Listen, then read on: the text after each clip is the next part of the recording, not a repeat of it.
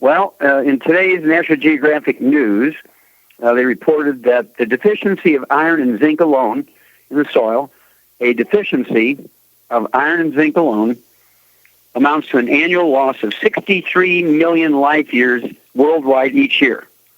63 million life years each year. Okay? Now, this is why we have to be obsessive. We are in trouble here in this country. America is losing our young people. They are dying before we do. Okay, this is a big article in Time magazine, cover article, December 2008, that we're getting sicker. The next generation, our kids, are dying before us. They're the first generation that is not going to live as long as their parents. It's all because of the deficiencies in our food. Two things made it happen.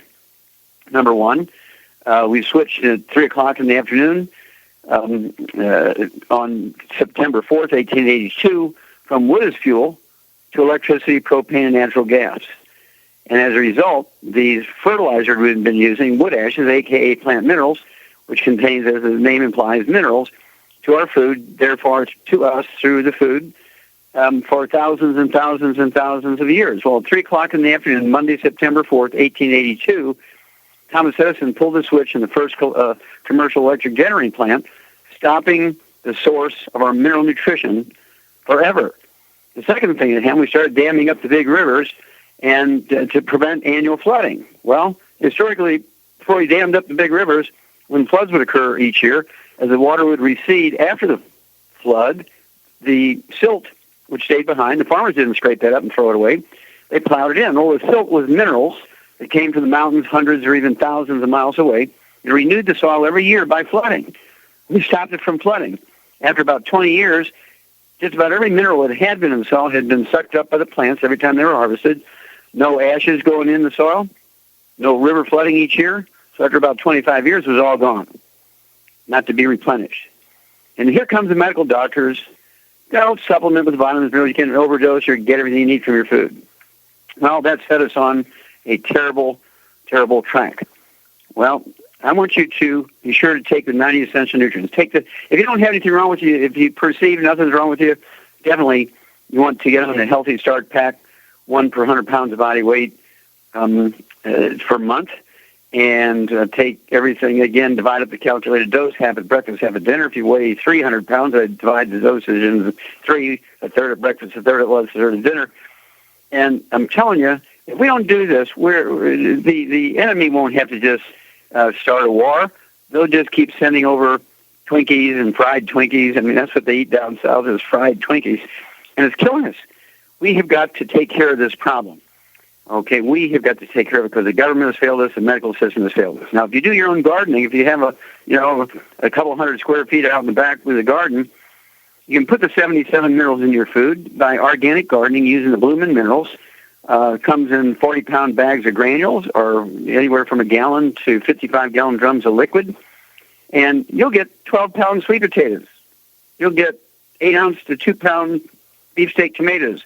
The vines in these tomato plants are an inch in diameter, kind of like the same diameter as a broomstick, and they'll get 9 to 12 feet high, and you got to trellis these tomatoes, otherwise they'll lay on the ground and the tomatoes will rot.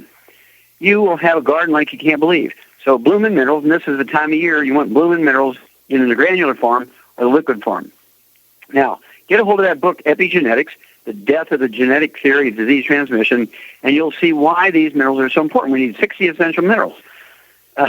We don't make them. We must supplement with them. We must eat food with them in there. If it ain't in the food, you better be supplementing. You must be obsessive like me. Coming up next month, I'll be 75 years old. I haven't been to a doctor with me being the patient in 68 years. I've never been on a prescription drug.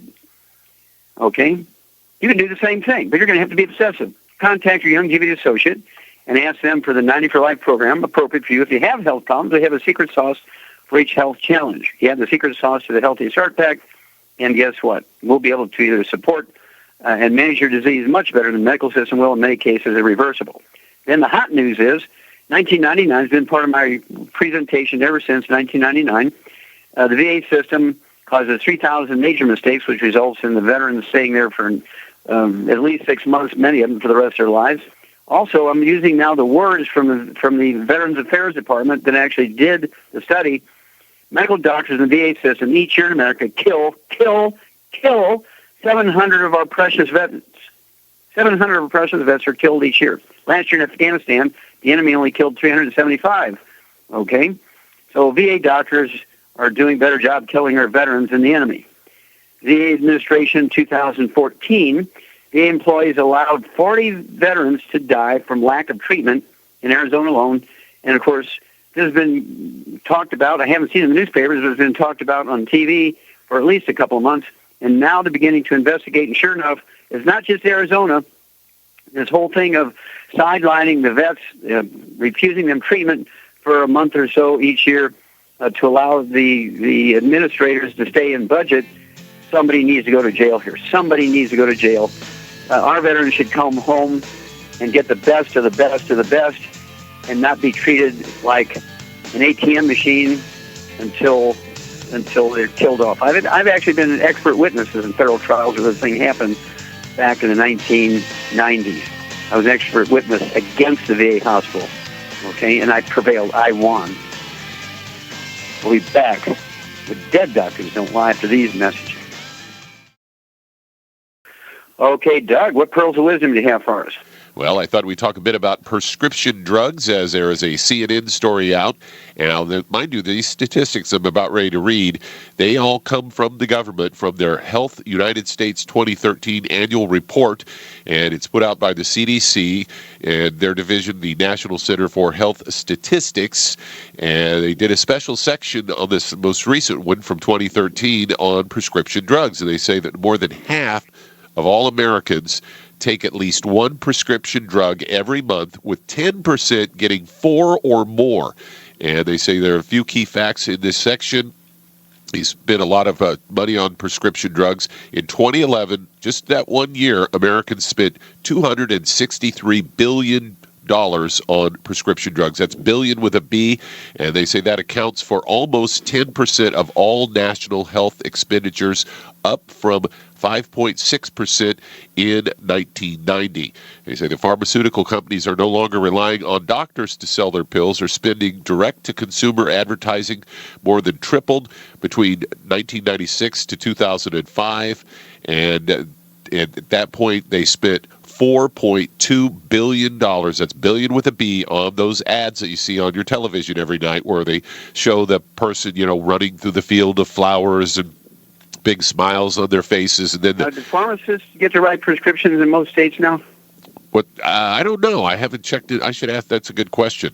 But they, and what I've been noticing on these, being a radio person and all, I like to time things out, and so I've been kind of as a little hobby. I've been, watching these TV ads, and then when that disclaimer part starts, it tells you all the weird things that are going to happen to you if you take these drugs.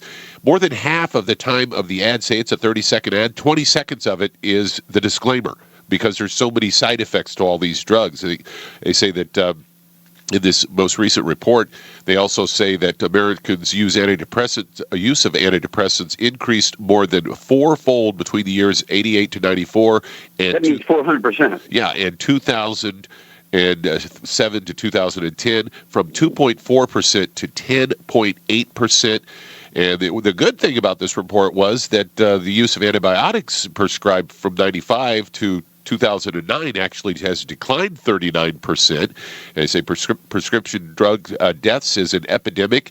Consumption of pain medications called opioid analgesics increased 300% between 1999 and 2010. Death rates of people ages 15 and older more than tripled between 2000 and 2010. So there you go. That's what the drugs are doing for us. In fact, you've been talking about these prescription drug deaths for the whole time I've known you.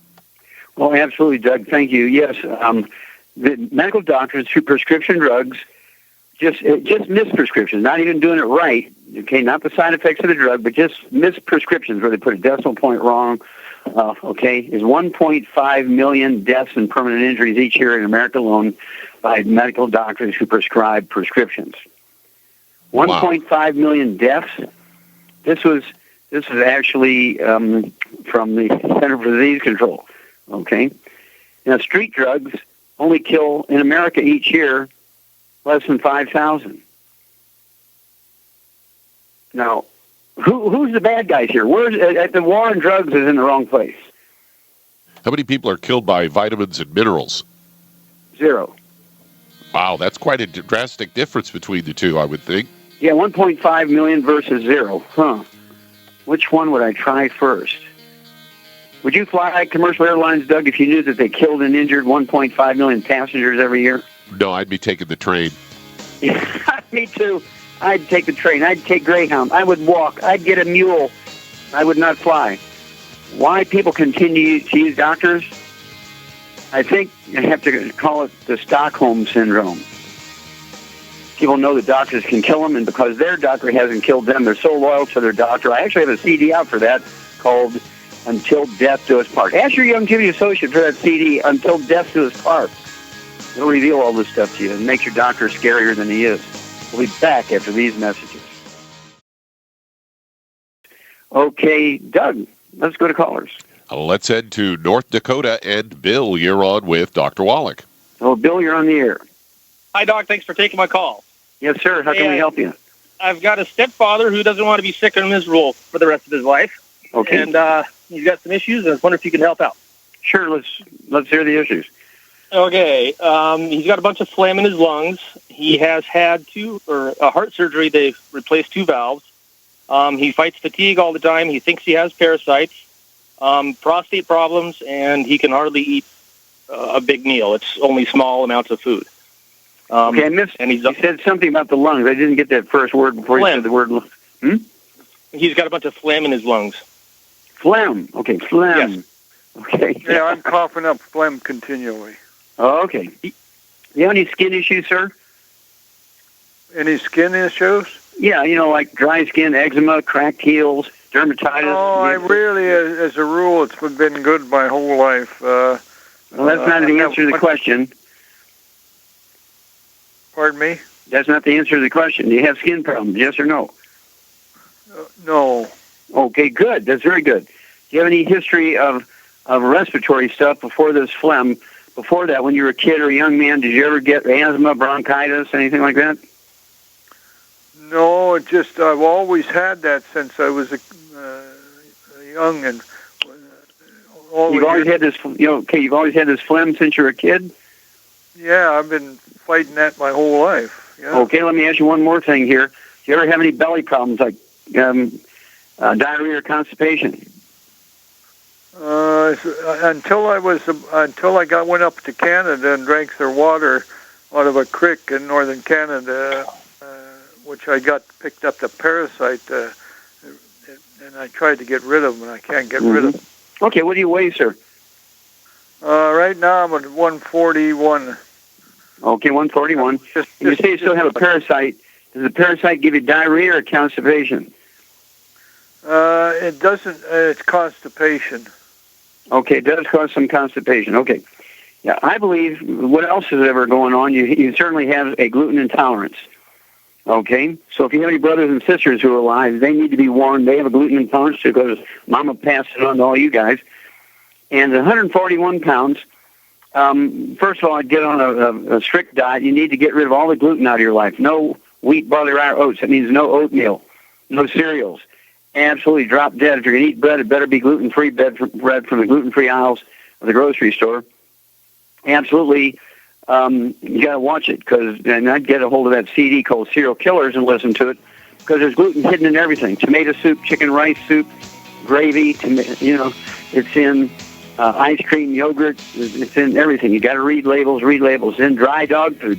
And so if you have a dog or a cat, dry cat food, you need to switch cat and dog food to a moist so it doesn't have dust from the crispy dog and cat foods, because they will get you. And then 141 pounds I would have you take, let's see here, I'd have you take the Healthy Brain and Heart Pack, one of those per month, divide everything in half a dose for breakfast and dinner. I also get the Prost FX, take 3 of those twice a day, that's 2 bottles a month. And for the heart, I would also take the Extra Ultimate Daily Tablets. Let's head to Florida, and Nishi, you're on with Dr. Wallach. Nishi, you're on the air. Hi, Dr. Wallach. Hi. How can I help you? I have myasthenia gravis for 3 years. I talked to you 2 weeks ago, and you told me to call you back in 2 weeks to check on me. Mm-hmm. So I have myasthenia gravis. I've had it for 3 years. I had a thymectomy 2 years ago. I'm vegetarian. I'm on Celsep and Methanon. And you asked me to be on the Tangy Tangerine and the OsteoFX and the vegan ESA because I'm vegetarian and the selenium. So I've been doing that for 2 weeks now. And you mentioned to do some sort of measurement of exercise to see if my muscle strength improved. And when I started taking it, about a week after I started taking it, I started feeling really good. And I decided to lift 3-pound weights and walk around this pond near my neighborhood. And I felt so good that I think I overdid it, and I started feeling my symptoms again. And so I thought, well, I should probably chill out. And so I haven't been doing a lot of exercising because I don't want my symptoms to get worse. But my question to you is, should I go ahead and go through it? Are my symptoms getting worse because I'm detoxifying, or am I overdoing it? Or okay, well, you're not detoxifying because the myasthenia gravis is not a disease of toxicity. But you could have overdone it. That's a possibility. And as a vegetarian, you're not going to recover as quickly as someone who's eating animal protein. Is there any way I can talk you into eating an egg a day? Yes, I've been eating 3 to 4 eggs every morning. Okay, good. Excellent. That's going to speed up your recovery. And so the fact that you felt pretty good, you could actually feel more energy, more strength when you first started, before you started exercising. Let's go back to exercise should be just maybe washing dishes or walking in a pool of water kind of stuff, as opposed to walking around the block and cycling and stuff like that, okay? Because your bones, your muscles, everything is probably pretty fragile right now. And I'd give it a couple of months before you kind of step up to organized or structured exercise. Yeah, what I'm talking about is going up steps slowly, how many steps before you feel like, ooh, I better stop. Or, again, walking around in a pool where the water is going to support you a little bit. I would do that sort of stuff. But, you want to stay away from the bad foods again. No fried foods, no processed meats, no oils. No gluten, no wheat, bran, rye, and oats. And as a vegetarian, even though you're eating an egg or two every day, you're going to have to watch it. You do need to take in some other calories, and I would prefer you take in, rather than grains, I'd rather see you take in things like baked sweet potatoes, okay? And then give me a call again in another couple of weeks. And we'll be back after these messages. Let's head to Alabama, and Carl, you're on with Dr. Wallach. Well, Carl, you're on the air. Yes, sir, Dr. Wallach. I have 2 questions. The first one, what do you do when you have a cyst on your spine? The cyst has a sac with fluid on it, and it's pressing against the nerves. And the other question is, what do you do for Barrett's esophagus disease? Okay. All right, Barrett's esophagus and the cyst on the spine. Is this something new, or is this one of these things that's kind of a spina bifida thing you were born with? No, sir. It's kind of a new thing. A new thing, okay. Do you have osteoporosis or arthritis? No, so maybe a little arthritis. Okay. How old are you, sir? 63. What is your age, sir? 63. Okay, 63. All right. Let's see here. All right. And this cyst, is it in the bone or is it in the membrane surrounding the spinal cord? It's surrounding the spinal cord. Okay, so it's in the membrane surrounding the spinal cord. Okay. Shar? Yes? Okay, I'm going to let you do the reflux thing first. Barrett's esophagus is caused by fluid coming up from the stomach, causing kind of a irritation to the lining of the esophagus, getting scar tissue in there. And how would you deal with reflux? And, sir, Carl, how much do you weigh? Oh, about 250. 250, okay. What would you do for a guy that has reflux? Let's start there. Well, I would give him the ultimate enzymes. Okay. What about nutrients? Oh, he needs to get on a gluten-free diet because that's probably why he's got the reflux. And he needs at least 2, and he's got arthritis, so he needs 2 healthy bone and joint packs. Okay, very good. At least 2. All right. Yeah, that's kind of, Char's exactly hits the nail on the head. And basically, for Barrett's esophagus, this happens when you have lack of acid reflux. Most people would say, oh, it's due to acid reflux. Even your doctor might say it's due to acid reflux. That's not true. It's actually due to lack of acid reflux. Do you consciously restrict salt, or do you just use salt with abandon? Sir, I didn't understand. Yeah, do you use salt on your meals? Do you salt your food? No, just normal, but it cooks in it. Okay. So you don't consciously not use salt? No, sir. Okay. All right, good, because salt is the raw material for your stomach to make stomach acid. And when you have reflux, it means you have an overgrowth of yeast and bacteria in your stomach because the pH, the acid level in your stomach is too low. Okay? You don't have enough stomach acid. There's a lack of acid reflux. And when the yeast and the bacteria grow in there, they ferment the food you eat and cause gas, which causes belching, burping, bloating, reflux, causing the stomach contents. Even though it's too low acid to prevent the growth of these bugs, it's acid enough and irritating enough, kind of like drinking vinegar all the time. You wouldn't want to do that. It would irritate your esophagus also. And so I'd take your size, 250 pounds. I'd have 2 of the ultimate enzymes, like 2 to 5 minutes before each meal with a couple ounces of water. And Char is quite correct. You need 2. I would go with 2 healthy bone and joint packs rather than healthy start packs. I'd go 2 healthy bone and joint packs, and I would take 1 ounce of the OsteoFX Plus at breakfast and dinner, 2 scoops of the Beyond Tangerine 2.0 at breakfast and dinner, 3 of the EFA Pluses at breakfast and dinner, and 15 glucogel a day, 5 at breakfast, 5 at lunch, 5 at dinner, because the glucogel is raw materials to support and promote maintenance and repair of cartilage, ligaments, tendons, connective tissue, and connective tissue makes up the membranes, the 3 membranes surrounding the brain and the spinal cord. Okay, and so when you get a breakdown of the elastic fibers in those membranes, you get kind of like a bubble on them, kind of like an aneurysm in an artery, the same principle, or a Baker's cyst behind your knee, or a ganglion cyst on your hand or wrist. And so we want those elastic fibers to come back. And so you want 15 glucogel a day, and you'll be able to accomplish that with the 2 healthy bone and joint packs. And then I would throw in some selenium. I'd have you take 9 selenium a day, 3 at breakfast, 3 at lunch, 3 at dinner. That's 3 bottles a month. And the purpose is not only for the selenium, good for your heart muscle, good for your muscles, good for your liver, good for your brain, good for your eyes, but also the cofactors in there. And Char, what cofactor is in our ultimate selenium that makes it unique and supports and maintains elastic fibers? Copper. Copper, very, very good. You get an A, girl. Okay, give us a call every couple of weeks, Carl. Stay away from the bad stuff, no fried foods, no processed meats, no oils, no gluten, and do these things, and then give us a call every 2 weeks. Give us a progress report.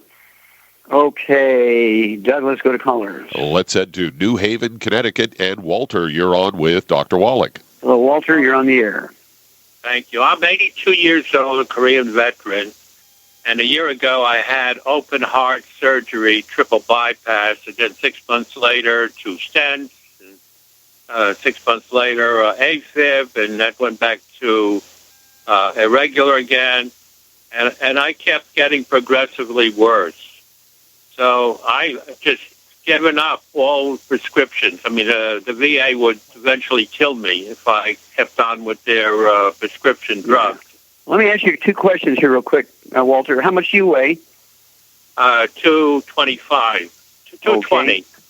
And how tall are you? I'm 6 feet. Okay. Now, when you have this AFib, how long have you had that? Did you have AFib before you had the heart surgery or after you had the heart surgery? Well, before I had the heart surgery, it's been at least 10 years. Okay. And, it's like 10, 15 years. And okay, quick question here. Walter, have you ever had a back problem? No, not really. I mean, no. The only thing I had was I had actually a hernia between the brain and the spinal column, and I had surgery back in 1997, and I had 3 discs fused, 1, 2, and 3. So it's a neck problem. So you had a neck problem. Yeah, but it never bothered me. Well, you don't have to have pain to have a back problem or a neck problem. You get symptoms, which could be tingling in your hands and feet. It could be atrial fibrillation. It could be irritable bladder syndrome. It could be things like sciatica. And there's no pain involved there. You can have just numbness and tingling. So a lot of people say, well, I don't have a back problem because I don't have any pain. No, AFib is caused by a back problem. There's nothing wrong with your heart. There's nothing wrong with your heart from the AFib standpoint. When you have atrial fibrillation, you get degenerative disc disease, and the vertebrae get closer together. They squish the roots of the spinal nerves coming out from between T1, 2, 3, and 4, the first 4 thoracic vertebrae. And it causes irregular rhythm and a rapid heart rate. Now, have you shrunk any in height since you were 20 years old? You're 82 years old now. Have you shrunk an inch or two? I think I went from 6 to 5'10". Okay, so you're 5'10" now. So 6 foot is when you were at your peak height. Yeah, and so that's what's caused the AFib. And so, Char, what would you do for somebody who's getting peripheral neuropathies or disc or shrinking? What would you give this 225-pound guy? Glucogel to rebuild hang on, dear. Now, hang on. We got to run to one of those message moments. Hang on, Walter. Char and I will be back after these messages.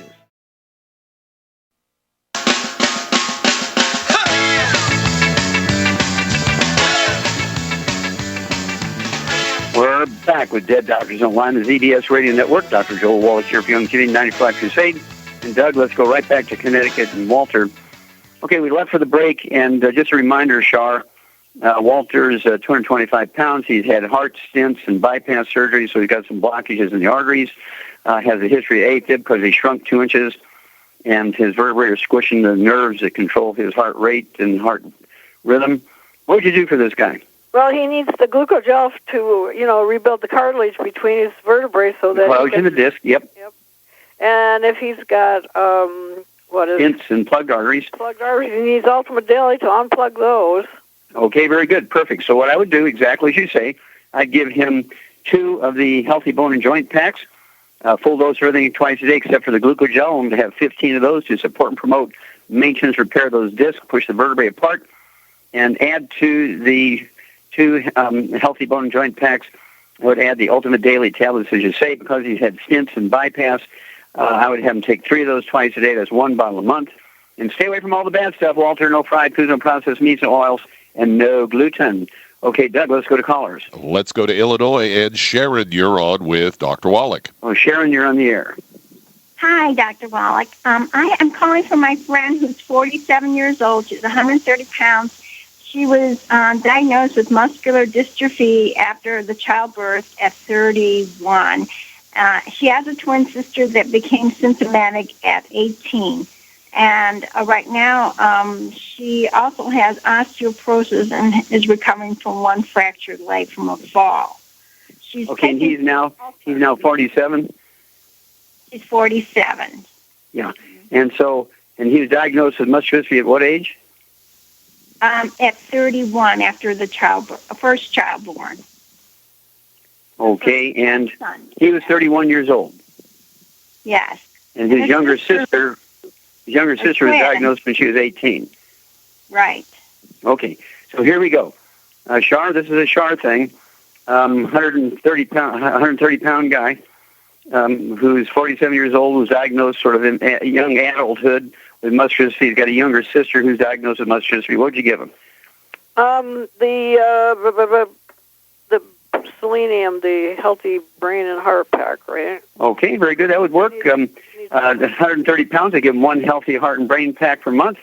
I would definitely throw in the glucogel, 2 bottles of glucogel. So you could take 15 glucogel a day and divide that 1 healthy heart and brain pack in half a dose for your breakfast and dinner, and that would include the selenium.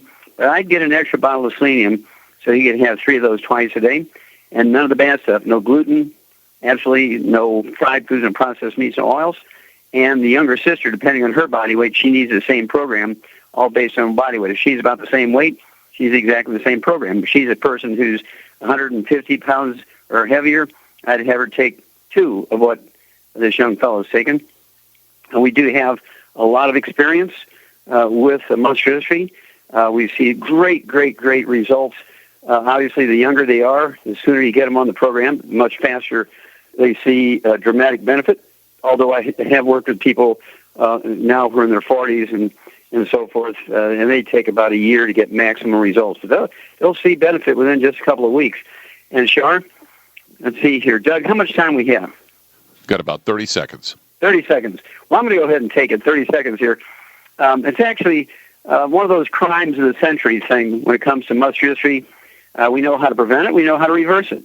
Same thing with cystic fibrosis. We know how to prevent it. We know how to reverse it. And I just really, all pediatricians should be paying attention here because we've known how to prevent and reverse cystic fibrosis and muscular dystrophy, cardiomyopathy, heart disease, since 1957. It's an absolute crime that this isn't instituted. We wouldn't have sudden deaths in athletes. We wouldn't have any more muscular dystrophy. We wouldn't have any more cystic fibrosis. Remember, the Muscular Dystrophy Foundation fired Jerry Lewis when he took them our information.